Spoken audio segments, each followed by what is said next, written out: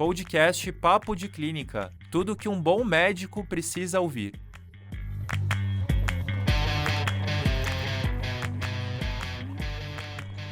Fala galera, sejam bem-vindos a mais um episódio do nosso podcast do Papo de Clínica. Lembrando que esse podcast é uma parceria com a Medway, o melhor preparatório para quem está prestando residência em São Paulo. Meu nome é Dante, sou médico intensivista e clínico formado pela USP, sou também um dos cofundadores do Papo de Clínica e hoje a gente está com um convidado muito especial aqui com a gente, o Pedro. O Pedro ele é um dos sócios da empresa chamada Alume.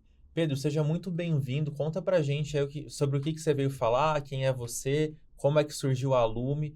Consegue dar um contexto para os nossos ouvintes? Claro. Bom, Dante, primeiro, muito obrigado aí pelo convite. É um prazer estar aqui. Meu nome é Pedro Silveira, eu sou administrador de empresas e contador. Em 2019, eu fundei a Alume, que é uma empresa que é totalmente dedicada a estudantes de medicina e médicos.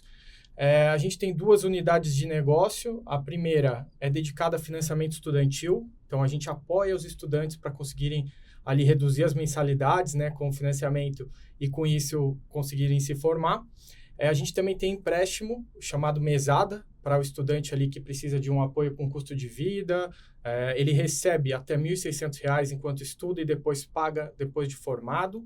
E a gente também é parceiro da Medway. A gente faz o financiamento do curso extensível, todos os tipos, né? O presencial, o programado. Então, quem precisar de um apoio, fazer a mensalidade caber no bolso, também pode contar com a gente, que a gente está aí para ajudar também na formação para residência. E a gente tem uma outra unidade de negócio, que é a Alume Contabilidade, onde a gente dá todo o apoio, aí, o suporte financeiro para o médico, desde recém-formado, quando abre aquela primeira PJ para dar plantão, ou precisa de uma ajuda com imposto de renda, até um médico que já tem seu consultório, sua clínica, precisa regularizar o consultório, precisa de uma melhor gestão de impostos. Então, a nossa visão é de ser esse parceiro financeiro desde o começo da faculdade, ajudando a pagar os estudos e até o final da carreira, até a aposentadoria. Perfeito. Ouvindo assim, ideia genial, cara, porque assim, médico, do que a gente sabe, não tem menor noção assim de como funciona o sistema tributário, de cuidar das finanças. A gente não tem esse tipo de educação. Já é um problema no Brasil, né, em termos de não existir educação financeira na escola, e como médico na faculdade de medicina, menos ainda, né? E aí, cada vez mais a gente tem visto médicos aí se formando, a gente tem tido um aumento aí das vagas aí de medicina em diversas faculdades pelo país. Então, eu queria saber se realmente a ideia veio nesse contexto de ter o aumento dessa clientela e de onde efetivamente veio essa ideia, porque é uma ideia, olhando agora, né, muito boa, genial, assim, porque de fato o médico, cara, zero à esquerda em conhecimento de finanças, né? A ideia, ela começou observando aí como estão caras as faculdades de medicina. Mesmo tendo um monte de faculdade, esse preço não baixa, né? A faculdade custa em média R$ 10.000. E eu tenho um irmão que sempre quis fazer medicina.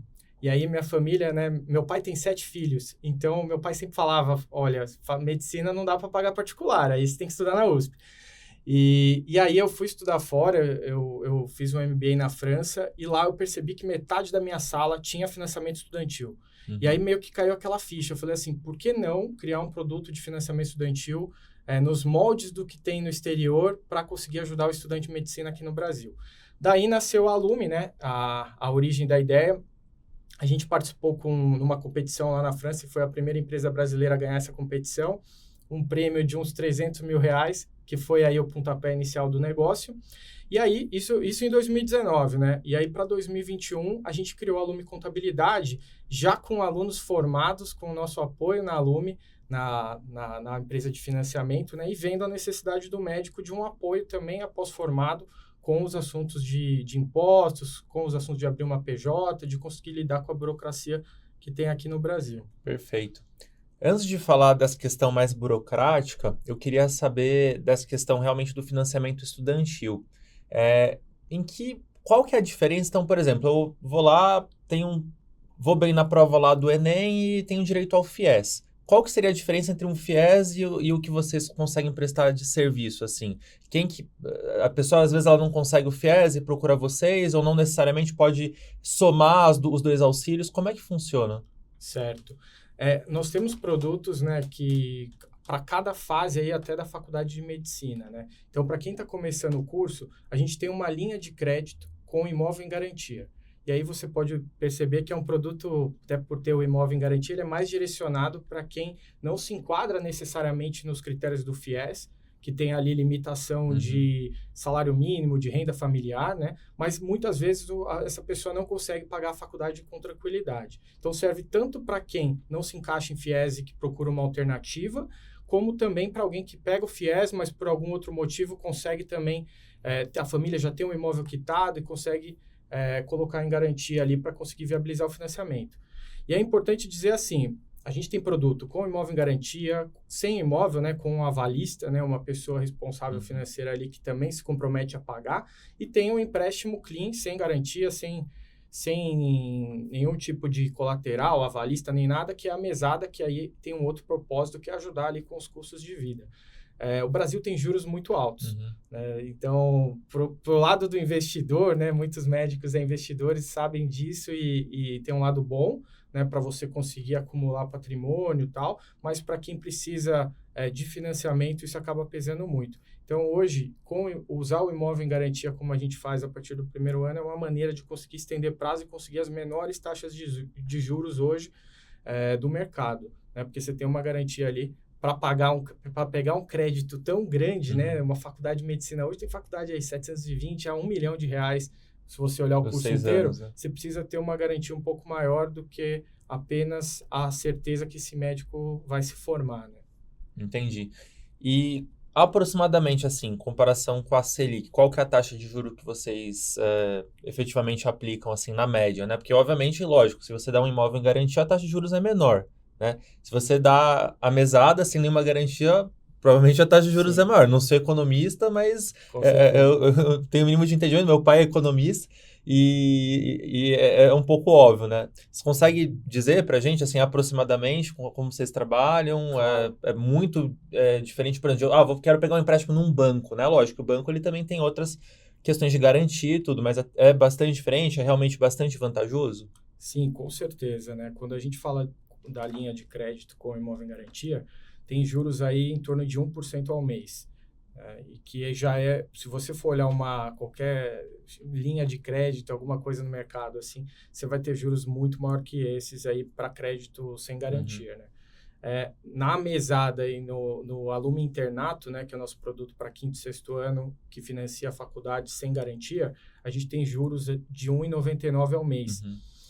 Esses juros, para quem olha a Selic, você fala, pô, parece pouco alto, mas é um juros muito baixo quando você compara com outras linhas, empréstimos e crédito bancário, que vai girar aí 5%, 6% ao mês.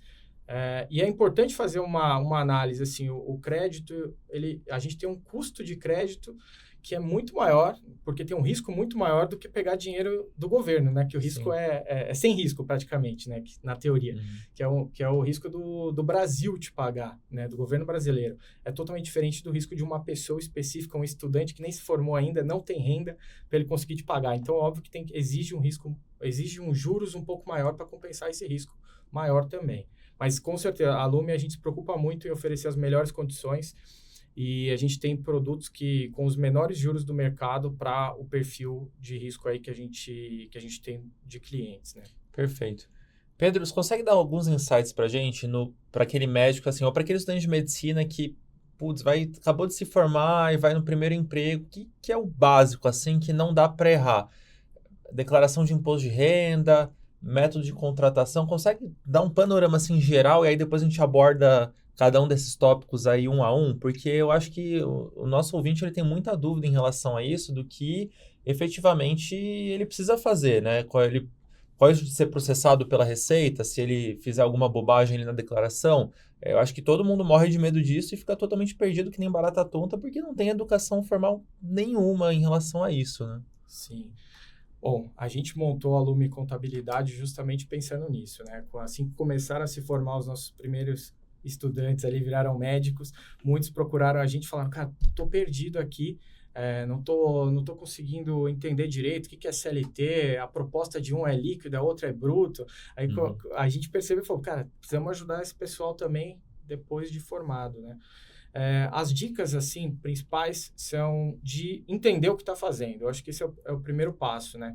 Então, muita gente pega ali, achou o primeiro plantão, o hospital pede para assinar lá e fala, ó, é só você assinar aqui e tal, que já está dentro do plantão. E a pessoa assina até, às vezes, sem saber, né, o que é aquilo.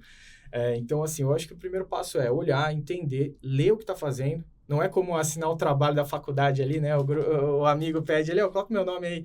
Não é isso, o negócio tem consequências, né? Então, o primeiro passo é entender. Então, o que é importante entender, né? Tem várias formas de contratação de um médico.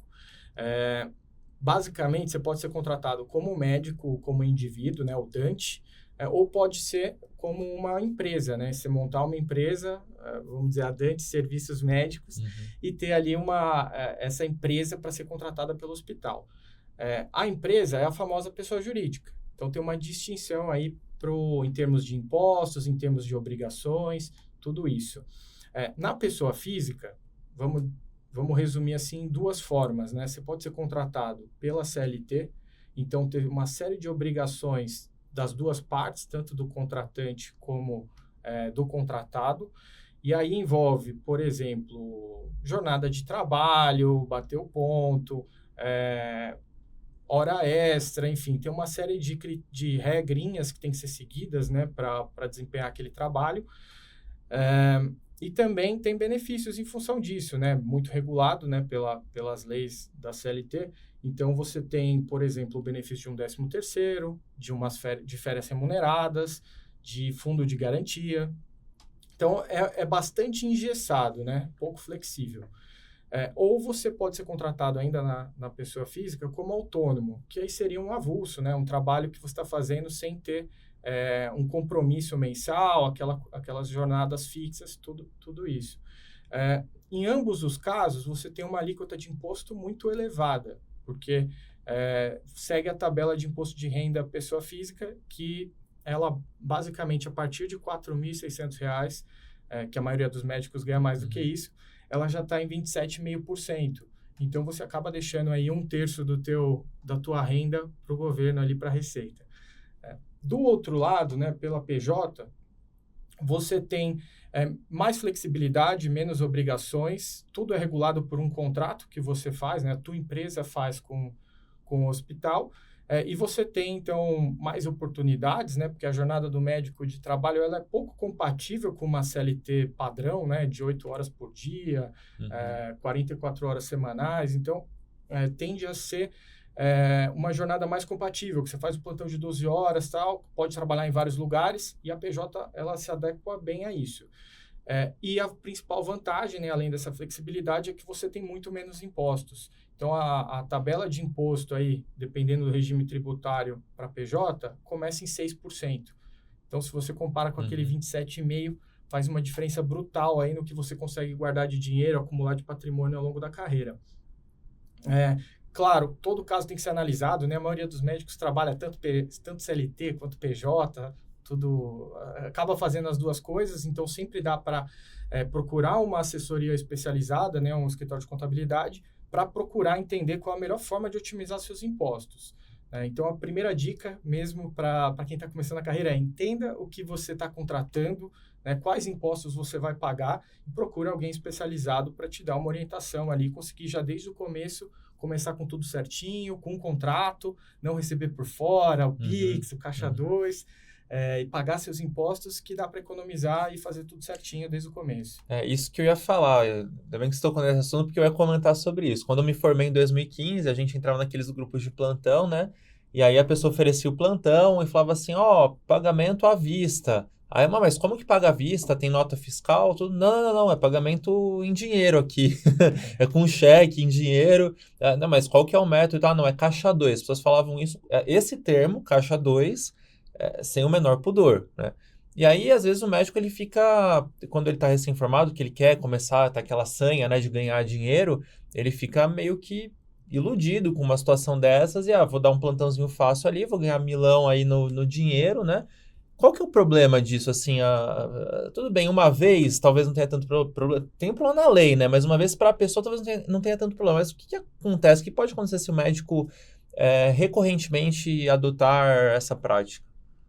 Boa pergunta. Essa pergunta é bem frequente, né?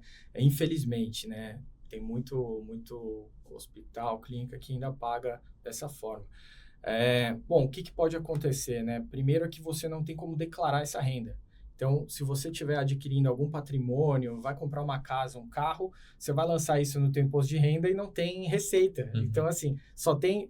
comprei, com que dinheiro, né? Falta a renda entrar ali no teu imposto de renda para mostrar de onde veio a fonte para comprar o bem que você está adquirindo. Então, acontece em alguns casos assim de cai na malha fina, chama atenção porque o cara comprou alguma coisa e não tinha fonte ali de renda para justificar essa aquisição. Também pode atrapalhar, por exemplo, vai comprar um bem, uma casa e precisa de um financiamento. Você também não consegue comprovar a renda, né? Porque essa renda não existe, é caixa 2. Então, isso acaba atrapalhando, muita gente. E tem um risco, né, que existe, que a Receita está cada vez mais sofisticada aí nos cruzamentos de dados, e eles têm hoje nos bancos, né, uma declaração que chama e-financeira, por onde ela cruza ali tudo que você recebe na tua conta e ela pode comparar isso com quanto você declara. Então, tem uma chance de haver um cruzamento e você ser autuado aí pela Receita e tem todas as implicações aí de multa, enfim, são uma dor de cabeça grande aí que você pode ter. E não só naquele ano, né? Às vezes, não deu nada esse ano. Pode ser até 5 anos, pode ser autuado pela Receita. E aí você está sonegando imposto, né? Que é um crime. E você está participando disso, né? Eu acho que ninguém quer ter esse tipo de dor de cabeça. É a melhor coisa fazer tudo certinho desde o começo da carreira. O que a gente muito ouve é assim, não tem problema você ganhar caixa 2 desde que você gaste tudo em bens que você não declare para Receita. É uma verdade isso? Você vai lá, ganhei R$1.000, vou no restaurante caro, gastar R$1.000, ninguém vai saber. É verdade isso? Pode acontecer ou não é bem assim? Isso é o que sempre aconteceu, né? O que sempre se falou, né? Porque a Receita ela não tinha muito como saber, né? Muita gente até zerava a conta ali no último dia no dia 31 de dezembro, você zera a tua conta corrente, faz alguma operação ali para deixar zeradinho, para tirar aquele dinheiro do radar do banco. Só que hoje, de fato, qualquer operação bancária ali, se eu não me engano, o Pix é R$1.000, algum valor assim que não é muito elevado, o banco já tem que avisar a Receita. Então, tem uma chance maior. Não é aquela coisa, é raro, mas acontece com frequência, né? Pode dar um problema. Legal. Interessante esse papo, porque a galera, principalmente mais jovem, não mede as consequências, né? Pega o plantão no primeiro lugar aí. E aí tem esse esquema também, né? Eu trabalhava em um hospital em que para você receber sem imposto, você entrava na empresa do chefe da escala e aí recebia como dividendos, que no Brasil, se não me engano, é o Brasil mais um país, né, que não cobra imposto sobre dividendos. Sim. Você falou que isso tem o risco lá de assinar, né? Qual que é o risco de você entrar numa dessa aí, de entrar na empresa do cara e começar a receber como dividendo da empresa do cara aí, que ele recebe todo o montante de todos os montões do hospital e vai lá distribuindo? Tem um risco aí também. Contador é o chato que fica apontando risco para tudo, né? Porque a gente vive num país aí que tem uma burocracia grande, então tem margem para várias coisas aí não estarem no padrão adequado. Quando você entra numa PJ, que é um grupo, né, tem vários médicos, tem vários riscos que você divide ali, né? Se você principalmente for sócio, né? Quando você entra, você vira sócio. Que é a forma da empresa economizar imposto, não te contratar a CLT e pagar uma série de encargos. Então, assim, o primeiro risco é trabalhista. Como você falou assim, eu recebo como dividendo. Até aí, tudo certo, mas a empresa tem que recolher INSS. Porque você não é um sócio, de fato, dessa empresa, né? Você trabalha nela. Então, tem que recolher INSS pelo menos sobre um salário mínimo, para deixar a operação correta, né? Então, se a empresa recolher esse INSS, o risco é baixo, né? Não vai ter grandes implicações. Mas se ela não recolher e te pagar tudo que você receber como dividendos, aí tem uma margem para um processo, né? É possível a Previdência ter uma autuação nessa empresa e gerar uma multa trabalhista porque você não está trabalhando e está recebendo como se fosse apenas um investidor, né? Que não é o caso. Sim. Então, assim, eu acho que o mais importante é conhecer, né, quem são os sócios, entender se essa empresa está regular. Se você tiver o apoio de uma contabilidade ou de um advogado, ele pode buscar certidões, ver se essa empresa está pagando os impostos em dia. Mas é uma coisa que é bem difícil de um médico recém-formado, né, Saber, né? saber, né? Então, você precisa ter um suporte aí para evitar entrar numa fria, né? E tem várias frias aí que são mais tradicionais, mas basicamente, quando você entra de sócio, você corre o risco trabalhista dessa empresa, você corre o risco dela ter uma dívida, você corre o risco compartilhado aí de um erro médico, eventualmente algum outro médico comete um erro, tem um processo, essa empresa fica com um passivo ali, né, uma perda em função de um processo judicial e também pode ser dividido com você. É, Claro, na medida da tua participação, que vai ser pequena, mas pode te dar uma dor de cabeça futura, né? Legal. E aí, lógico, teve recentemente a reforma trabalhista e aí os métodos de contratação por PJ, eles aumentaram bastante, né? Na sua opinião, para o médico hoje em dia, óbvio, não o cara que vai abrir um consultório, que isso vai ser obrigatório, mas para o cara que vai dar plantão, né? O melhor método hoje é PJ, efetivamente? Eu acredito que sim. Sempre você tem que comparar, entender assim, às vezes não é uma escolha sua você ser contratado como CLT ou ser contratado como PJ. É algo que como o hospital te pede para ser contratado. Em ambos os casos, você vai ter segurança jurídica. Em Uhum. ambos. Especialmente se a PJ ela é sua, né? Você não tem outros sócios, não tem outros riscos. Então, em ambos os casos, você vai ter a segurança jurídica para poder trabalhar tranquilo. Os maiores riscos envolvendo médicos são quando você se junta e vira sócio de alguém que você não conhece, de uma PJ que já tem um histórico, de outros médicos que você não tem relacionamento. Então, ali é que está o maior risco. Mas quando você tem a tua PJ ou de sócios que são do teu relacionamento, você vai ter total segurança jurídica e fiscal, enfim. Legal. E, Pedro, na sua visão, assim, qual que é o melhor momento, então, para abrir uma PJ médica aí? É logo depois de formado? Qual que seria a sua recomendação aí? Certo, essa é uma pergunta bem frequente também. Eu costumo dizer que o melhor é quando você identificou que você precisa dela, né? Para médicos que já estão formados há um tempo, muitas vezes ele não acabou não precisando, né? E de repente surge essa necessidade por alguma proposta e aí a gente consegue abrir essa PJ em 20 a 30 dias nas capitais, né? Então é um processo rápido que na maioria das vezes é compatível aí com você iniciar o trabalho e já está no processo de abertura da PJ e em um mês você está tudo certinho. Então funciona bem. Mas a gente sabe que o mercado de trabalho aí na medicina ele está ficando cada vez mais disputado, né? Principalmente essas vagas que os recém-formados também disputam.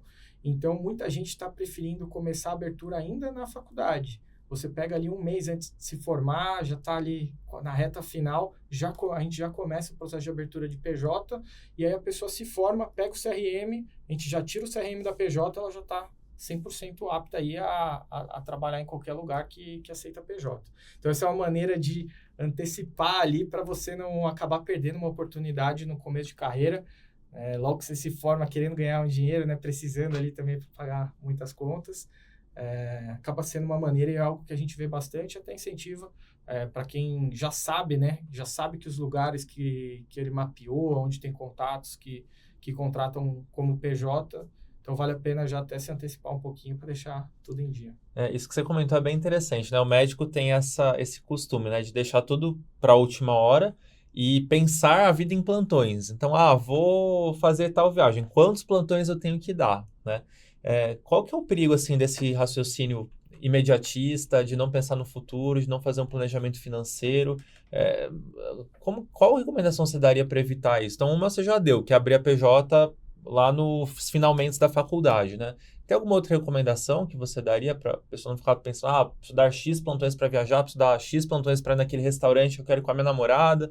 Enfim, como que você daria uma orientação nesse sentido para nossa audiência?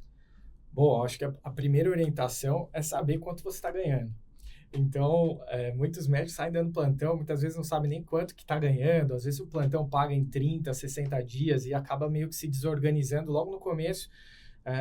Então, a primeira coisa é ter uma boa organização E aqui a coisa é bem simples, né? É só você gastar menos do que você ganha, né? Então, se você está vendo ali que quanto você vai receber dos plantões de 30 dias, enfim, aqueles que já estão... Se você souber, né, quantos plantões você fez, qual o prazo de pagamento de cada lugar, você já está muito mais organizado e já vai conseguir controlar ali as suas despesas para caberem ali no teu orçamento, né? Então, acho que essa é a primeira coisa. E aí, depois, ao longo da carreira, né, eu acho que tem várias fases, né? A primeira fase ali é fazer uma residência. Então, vale a pena, você pretende fazer a residência, está estudando para isso, então juntar um dinheiro antes, sabendo que a bolsa de residência hoje é um valor baixo. Então, acho que em cada fase vem aí um desafio financeiro, né? Da residência e depois pós-residência, já está pensando em montar teu consultório. Então, vale a pena também se preparar financeiramente, o consultório não vai dar um retorno tão rápido. Então, isso são coisas que a gente observa aí com os nossos clientes e que em cada fase tem um fator aí importante para ter na decisão. Independentemente da fase, né? Estamos chegando agora em abril e maio. Abril e maio temos a declaração anual da Receita Federal. Qual recomendação você dá aí para um médico que nunca viu isso na vida e que agora vai ter que começar a fazer declaração? Né? Tá na residência ganhando bolsa não paga imposto de renda, né? Às vezes tem um informe de rendimentos, até Sim. declara, mas uma declaração muito mais simplificada. Aí depois tem PJ, recebeu como prolabore, como dividendos, tudo uma confusão. O que você recomendaria aí para evitar passar perrengue aí com o leão? Boa pergunta. Bom, basicamente, muita gente tem medo dessa declaração ou se preocupa e fala, poxa, que saco. Mas muita gente consegue restituir o dinheiro aí nessa declaração. Então, dá para ver até um lado positivo, né? Dá para restituir e receber de volta aí um dinheirinho do que a gente paga ao longo do ano. E por que isso, né? Porque geralmente o que a gente ouve é declaração de imposto de renda. Mas o nome completo é declaração de ajuste anual de imposto de renda. Por quê? A gente vai pagando imposto de renda ao longo do ano inteiro. Então, se você é CLT, como eu disse, a empresa está retendo lá os impostos, né? Ela já está te pagando o líquido, o valor descontado, né? Os impostos já ficaram lá. Na PJ, você vai apurando também, vai pagando ali ao longo do tempo, ao longo do ano. Então, quando chega no final, essa declaração é onde junta tudo, né? Todas as suas fontes de renda, tudo que você ganhou, e faz um balanço, né? E o governo permite você deduzir algumas coisas, né? Como despesas médicas, despesas com educação, está fazendo uma pós, né? Ou mesmo a graduação, tudo isso entra ali, você consegue abater. E aí, nesse balanço, ele te diz, Dante, sobrou aqui um dinheirinho, eu vou te restituir. Então, assim, eu acho que o importante, dado que é um negócio que ocorre ao longo do ano, a primeira coisa é se organizar ao longo do ano. Então, foi no médico, pegou lá o recibo, a nota fiscal, já guarda isso que você vai lançar na tua declaração, né? Tá fazendo um curso de pós, vai guardando as notas, também você vai conseguir abater. Então, assim, se você se organizar ao longo do ano, isso vai ser bem fácil. O segundo ponto é que quando você... Agora o governo, a tecnologia do governo também às vezes está a nosso favor, né? Hoje no GovBR ali, pelo acesso ali do GovBR, você consegue pegar a declaração pré-preenchida. Então, tudo que as suas fontes pagadoras, né, o contratante, essas despesas médicas, tudo já vai aparecer ali na declaração, se a outra parte já lançou. Então, a declaração já vem quase pronta, é só você dar uma revisada ali, dá para fazer uma declaração em 5 minutos. Então, usar isso, né, usar essa declaração pré-preenchida, você reduz a chance de errar, né, e é o erro que leva você a cair na malha fina e ter complicações ali de explicar e tal. Então, essa é uma segunda dica. A terceira é lançar tudo. Às vezes a pessoa fala, mas só tem uma despesinha ali que eu fiz, eu fui no médico uma vez, mas lança tudo no sistema, porque ele te dá duas opções ali de declaração. A simplificada, onde ele permite uma dedução de 20% da tua renda, ou até 16, 17 mil mais ou menos, e a completa, onde ele vai olhar tudo que você lançou e vai te dar um cenário completo. Se você lançar tudo, você vai poder comparar as duas alternativas, vai ver qual é mais vantajosa. Em muitos casos, uma despesa que você lança ali, uma consulta a mais, uma despesa médica a mais, faz a diferença entre você ter que pagar imposto adicional ou ter imposto restituído. Eu acho que é isso. E assim, estando organizado, não perdendo os prazos, né? Porque tem multa se você perder a declaração. E procurar ajuda. Se você, pô, está muito complicado, estou sem tempo, procura ajuda de um contador também, que aí vai ser bem mais fácil para você também não ter que ficar pensando em todas as possibilidades, eles vão te ajudar. A gente também faz isso lá na Lume. Entendi. Às vezes o barato sai caro, né? Vai querer economizar com o contador, aí faz uma bobagem da declaração e aí paga multa, paga mais imposto, né? E aí você comentou desses erros que levam o contribuinte, a pessoa a cair na malha fina. Quais são os principais erros que você citaria, assim? Quais são as maiores bobagens, assim, mais comuns que as pessoas fazem, principalmente pensando no No médico. médico? Perfeito. Ó, primeira coisa é esquecer de lançar alguma fonte pagadora. Então, por exemplo, eu fiz um plantãozinho uma vez só naquele hospital, esqueci, né? Tipo, foi lá em março, a hora que chega no março do outro ano, já esqueceu completamente que fez aquele plantão. E aquilo lá foi lançado no imposto de renda pelo hospital. E aí, se você não lançar, já dá malha fina. Então, uma coisa, um erro bobo, mas que é importante você mapear e estar organizado de todos os lugares que você deu plantão, todas as fontes pagadoras que você teve. Isso acontece bastante com o plantonista. Com o médico que tem o consultório, né, o que atende pessoa física, a maior causa de problema é que o paciente acaba lançando, às vezes, uma despesa e que não está batendo com o que o médico lançou no imposto de renda dele. Então, ou o médico não fez o livro caixa, né, que é a gestão ali dos recibos mensal, então ele esqueceu de lançar o paciente lá e ele fez um atendimento particular, vamos dizer, R$ 400, o paciente vai lançar lá e ele não lançou direito. Aí vai aparecer isso no imposto de renda do paciente, no dele não. E aí vai dar problema também. Então, esse é um fator também para ter um cuidado. E aí, para quem tem PJ, é importante ter um contador especializado, porque tem uma obrigação do médico que chama DMED, né? E essa obrigação é por onde a PJ médica declara todas as consultas, tudo que ela atendeu para a pessoa física, que é exatamente o que a Receita vai usar para confrontar lá no imposto de renda. Então, por isso que é importante, porque muitas vezes você pode acabar tendo um contador que não é do ramo e ele não entrega essa obrigação, vai dar malha fina certeza. Não vai ter como. Entendi. E aquela história aí de quem tem muita despesa médica cai na malha fina é verdade? Então, eu sou médico, vou lá muitas vezes no médico, lá mando um monte de recibo de consulta médica, cai na malha fina ou se tiver tudo certinho não cai? Se tiver tudo certinho, não cai. O que acontece é isso que eu comentei, né? Porque você vai ter...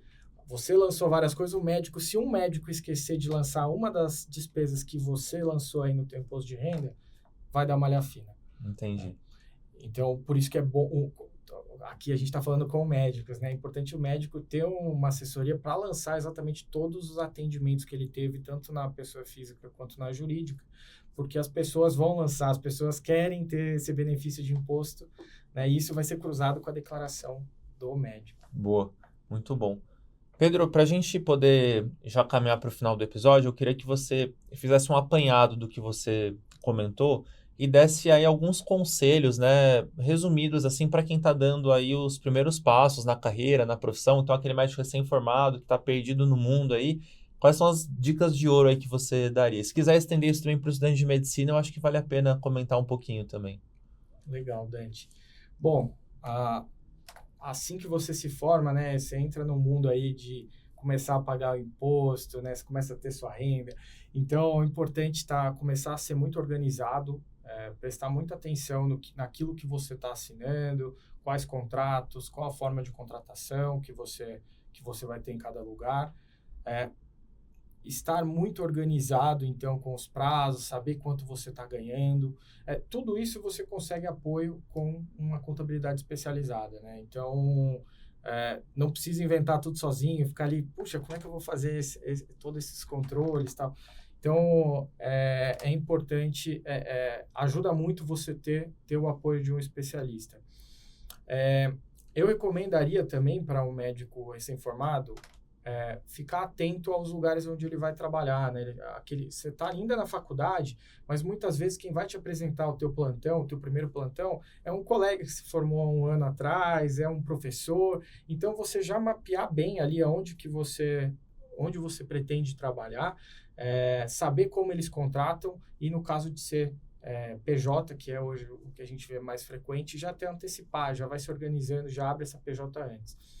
Para começar e não perder um dia ali, né? Já está no primeiro dia que você puder, já está conseguindo gerar uma renda depois de formado. Eu acho que tem alguns cuidados, né? Então, muita gente fala, poxa, eu só consegui oportunidade recebendo o Pix por fora, né? O Caixa 2, ou me convidaram para uma SCP, né? Que é uma estrutura ali de contratação de PJ, onde o médico ele entra como um investidor, também tem um alto risco. Então, tudo isso, viu uma palavra que você não entende, é sempre importante ter alguém que pode ser alguém da família, pode ser um amigo, pode ser um outro médico que já passou por isso, para você tirar essas dúvidas e entender o que você está fazendo. Eu acho que isso é super importante, né? Entender, porque vai acompanhar você pro resto da carreira, né? E são assuntos que a faculdade não ensina absolutamente nada, né? E pior que não é só a de medicina, eu acho que é no Brasil inteiro. A gente tem um país super burocrático, né? É o país dos impostos. Então, é importante entender para você ir se planejando e conseguir fazer tudo da melhor forma, né? Pagando aí o que precisa ser pago, sem correr risco nenhum aí de ter uma dor de cabeça no futuro. Não, boa. E o que muitas vezes a gente vê são pessoas perdendo efetivamente dinheiro porque não fazem o que é certo, né? Então, às vezes, sem querer, acabam cometendo algum crime de sonegação, porque não conheciam a lei, e não conhecer a lei não é uma desculpa. Então, é muito importante ter esse conhecimento. Muitas vezes, não vou ser pego agora. Aí é pego dali a 4 anos com uma multa exponencial, porque já passaram 4 anos, né? Então, você imagina o prejuízo que dá, a dor que dá no bolso, né? Numa situação dessas, né? Então tem que ter muito cuidado mesmo, e acho que o Pedro aí conseguiu trazer para a gente a partir da experiência dele na Lume e também com a formação dele, foi extremamente importante, de grande valia. Acho que vai ajudar muita gente aí que escuta a gente, né? Então, Pedro, muito obrigado por sua participação. Pessoal, lembrando então que o nosso podcast do Papo de Clínica é uma parceria com a Medway. Sigam as nossas redes sociais, @Medway Residência Médica, @Papo de Clínica. Lembrando que as inscrições para os extensivos, elas estão abertas. Pedro, quer falar um pouquinho aí das redes sociais da Lume, aí, fazer o convite para que os nossos seguidores também aprendam um pouco mais dessa área de finanças? Com certeza. Bom, pessoal, eu sei que a gente tem um público diverso aqui do Papo de Clínica, então, para os estudantes, a Lume tem os produtos de financiamento estudantil, a gente tem a Lume Internato, a gente tem o financiamento aqui do extensivo da Medway também, para quem precisar aí, ou preferir reduzir um pouco as mensalidades durante o curso, e para o médico formado, a gente tem a contabilidade, então, em qualquer fase da tua jornada, a Lume está aqui para ajudar. A gente está no Instagram, no @alume, e na internet você encontra a gente aí no www.alume.com. Boa. Então, galera, fica a dica aí para você que está seguindo. Se precisou aí de alguma ajuda da Lume, o Pedro vai estar totalmente à disposição aí de vocês. E a gente do Papo de Clínica também, como sempre, à disposição de vocês, beleza? Então, até a próxima aí. Um grande abraço a todos e não deixem aí de acompanhar nossos podcasts que saem todas as terças-feiras. Valeu, pessoal!